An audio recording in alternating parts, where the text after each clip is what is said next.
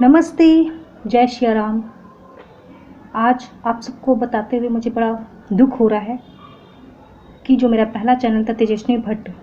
आपको स्क्रीन में दिख रहा होगा, वो अब अवेलेबल नहीं है यूट्यूब प्लेटफॉर्म पर, क्योंकि यूट्यूब ने उसको जो है वो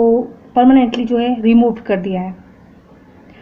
और शायद अब तक अगर आप में से किसी लोगों ने अगर सर्च की होगी वीडियो तो उनको शायद नहीं मिल रही होगी और ना ही लिंक मिल रहा होगा। तो आज मुझे इस बात का बड़ा ही दुख है कि जिसके लिए हम आवाज़ उठाते हैं उन लोगों का ही सपोर्ट नहीं है पूरा। और सबसे बड़ी बात कि हम लोग इतनी ज़्यादा संख्या में हैं, इस देश में 80% हिंदू है और जो माइनॉरिटी है वो तो बहुत कम है, लेकिन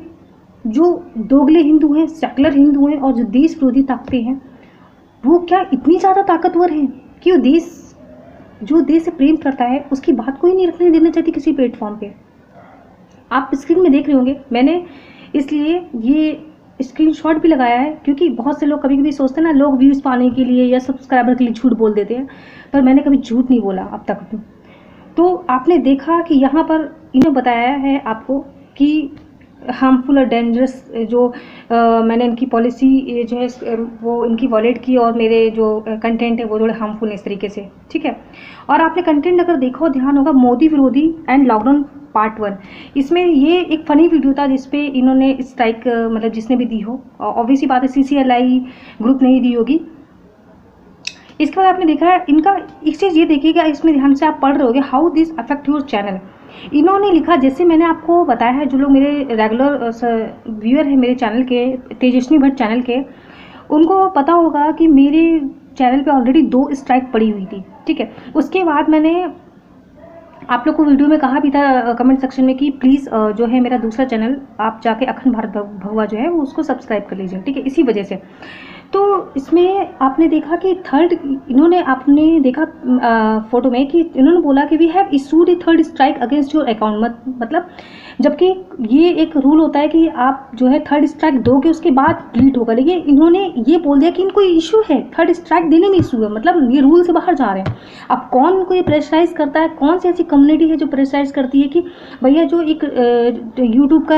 नियम होता है कि पहले 3 स्ट्राइक आई, पहले पहली आएगी, फिर दूसरी आएगी, फिर तीसरी आएगी, तब आपके चैनल को रिमूव किया जाएगा। लेकिन मेरे चैनल पे सिर्फ 2 स्ट्राइक आई और तीसरी इन्होंने आपने देखा अभी पीछे फोटो में, इसलिए मैंने स्क्रीनशॉट लगाया हुआ कि we have issued a third strike against your account and your channel has been permanently remove from YouTube, ठीक है। तो हम बात करते हैं कि जो कहते हैं डर का माहौल है, मतलब सच में ये एक बिल्कुल ही 100% पूरा विक्टिम कार्ड खेला जाता है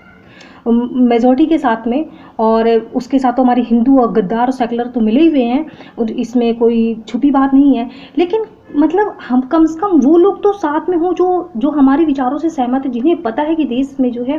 कितनी ज़्यादा जो है प्रॉब्लम है एक मेजॉरिटी को, और उसके ही भगवानों का अपमान होता है, उसके ही भगवानों को गाली दी जाती है, खुले आम गाली दी जाती हैं, और ना ही सरकार की तरफ से जो है इस पर कोई नियम है, ना ही कोई कानून है कि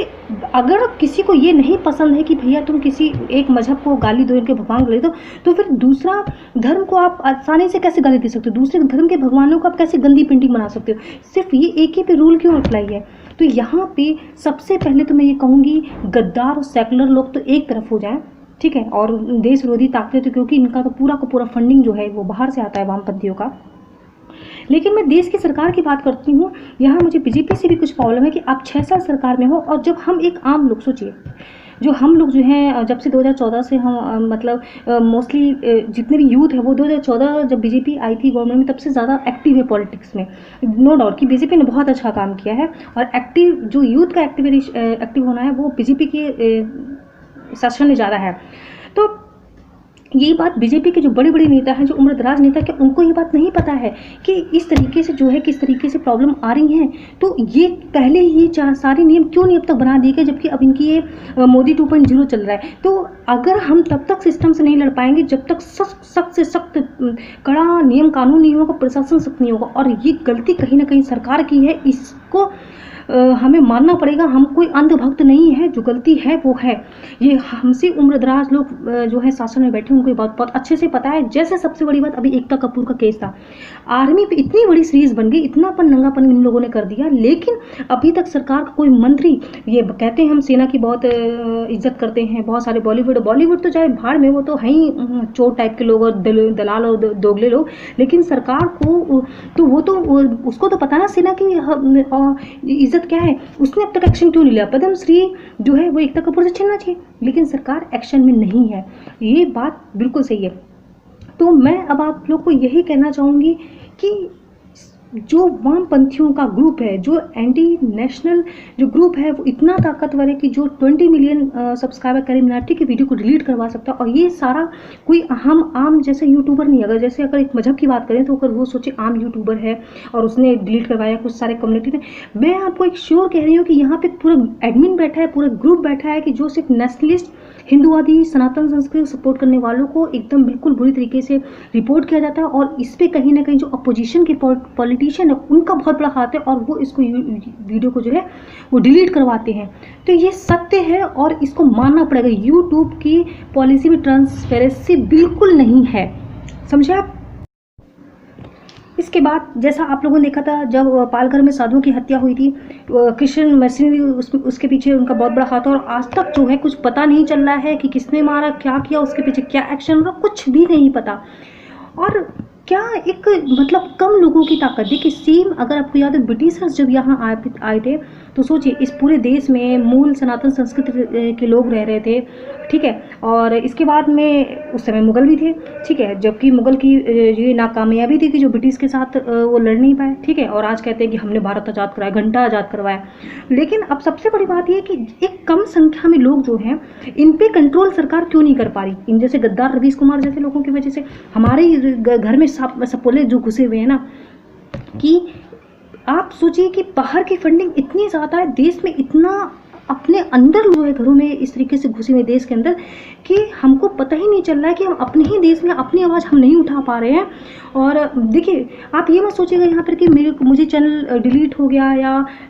मतलब इस तरीके से मेरे साथ जो हो रहा है मुझे दुख हो रहा है। मुझे कोई दुख नहीं है। देखिए चैनल आए या नहीं आए, क्योंकि अभी उन्होंने एक एप्लीकेशन फॉर्म भरा है कि आप अपनी बात रख सकते हो कि चैनल